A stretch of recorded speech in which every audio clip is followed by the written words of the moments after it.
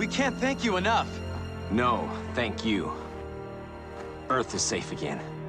It was an honor to fight by your side. Well, it's time for us to leave. We'll always be with you.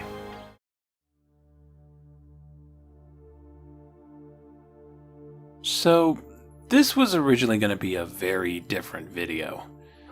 I started work on this on November 19th, 2022. I watched the episode that had been requested, took notes, did some research on the behind-the-scenes stuff. Yes, I rewatched Linkar's video, and I wrote about half of the first draft of the script. My opinions were, and I guess still are, generally negative in the way that Power Rangers Megaforce capped off a 2-season-long tribute to the rest of the franchise. A celebration of Power Rangers that in no way has anything to say about Power Rangers besides, hey, remember these Power Ranger costumes and these Zords? I went to bed that night. When I woke up on November 20th, I was met with the news that Jason David Frank had died at the age of 49. For the uninitiated, for those who aren't into Power Rangers, Jason David Frank played Tommy Oliver, who first appeared midway in the first season of Mighty Morphin Power Rangers. He started as the Green Ranger, whom the series villain Rita Repulsa made evil with her mind control magic, and there was a 5-episode arc of Ranger vs. Ranger, Green with Evil. And if you were like me, a 6-year-old American kid who was really getting into this show, this was mind-blowing stuff. New ideas. You didn't see story arcs like this in your kid shows in the early 90s. You didn't see the heroes get so close to losing. You didn't see a major villain get a redemption arc.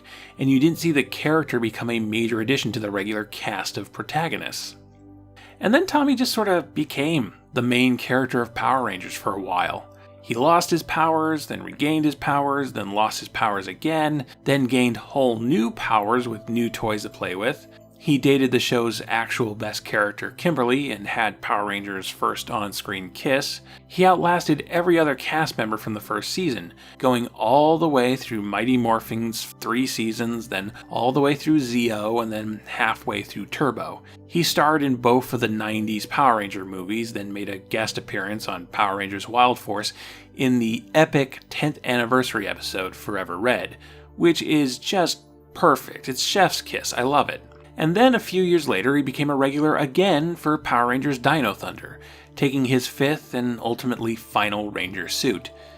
He took some time off from the franchise after that, but here, in the final episode of Power Rangers Super Megaforce, titled Legendary Battle, he makes a brief but contextually important return. In Megaforce, our current crop of Power Rangers have been tapping into the powers of all previous Power Ranger teams, allowing them to briefly use the past team's suits, powers, weapons, and Zords.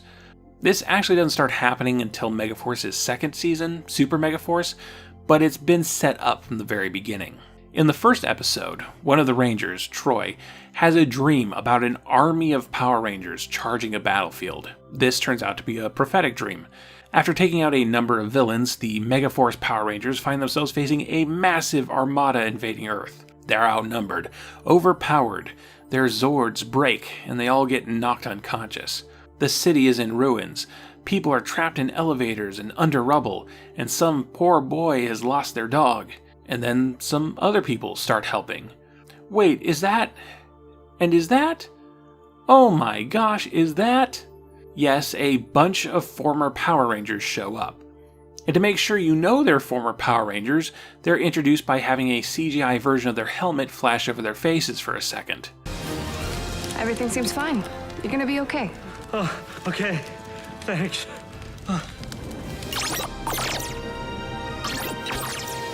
Okay, so Megaforce did a very bad job at what it was trying to do. It was aiming to be this big anniversary celebration of the franchise, but all it really did was show off the stuff you make toys out of, the costumes and the weapons and the Zords. It didn't take any meaningful time to actually explore the past Ranger teams or their adventures. You didn't get to know these characters. So of course, the kids watching aren't going to know who these random 40-year-olds are. hence the CGI helmets. You even have to do that for Tommy. You know, the main character of Power Rangers. Grab my hand. It's okay. I'm here to help you. The Megaforce Rangers do a lot more fighting, and the final baddie is destroyed.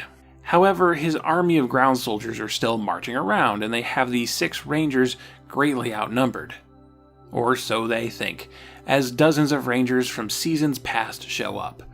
They're led by Tommy, wearing his original Green Ranger suit, even though he was introduced with the White Ranger helmet and he saves this kid with Saba, the White Ranger's prissy gay lion sword. And Tommy's got some words of encouragement. Hey guys, Tommy! you don't have to do it alone this time. We're here to fight by your side. And so an army of Power Rangers face an army of foot soldiers, just like Troy dreamed in the very first episode of Megaforce.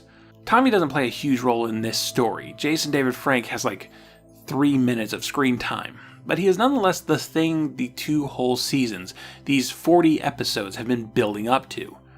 Here, Tommy is representing the legacy of Power Rangers. And in the original version of this video, I was going to ask, is that earned? Obviously, it's not earned within the text of Megaforce, which completely failed to communicate any import to Tommy's appearance. Who is this guy? Why are they filming him like he's important? Hey, I am a child, I only watch Nickelodeon, and the only other Power Rangers I've seen are samurai. I have no emotional attachment to these old people.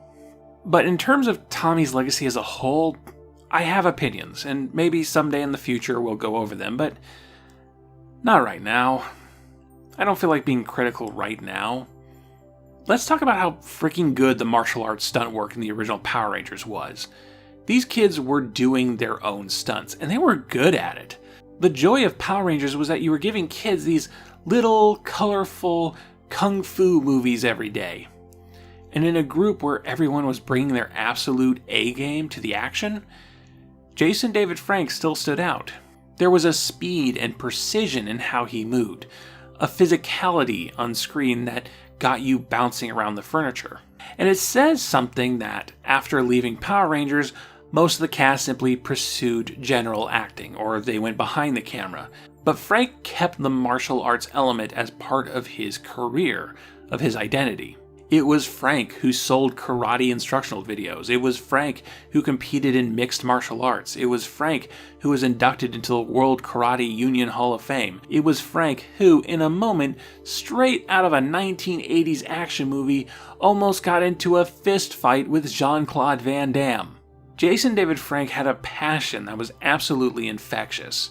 One that, as a kid at least, made you want to get up, learn self-defense, and try to become a superhero. Or at the very least, karate chop the coffee table. This was never the video I wanted to make. I hate eulogies. I hate that I have to give one when talking about some genuinely bad seasons of television. I hate how stupidly mortal we all are. But sometimes the world decides these things for you. I watched a lot of Power Rangers when I was young, and Jason David Frank was on my TV screen a lot. Even if it would end up being corny or poorly executed as it is here in Megaforce, I always assumed he'd be on my TV screen until at least his hair went white. I always assumed he'd be doing some high kicks in his 70s. But what do I know?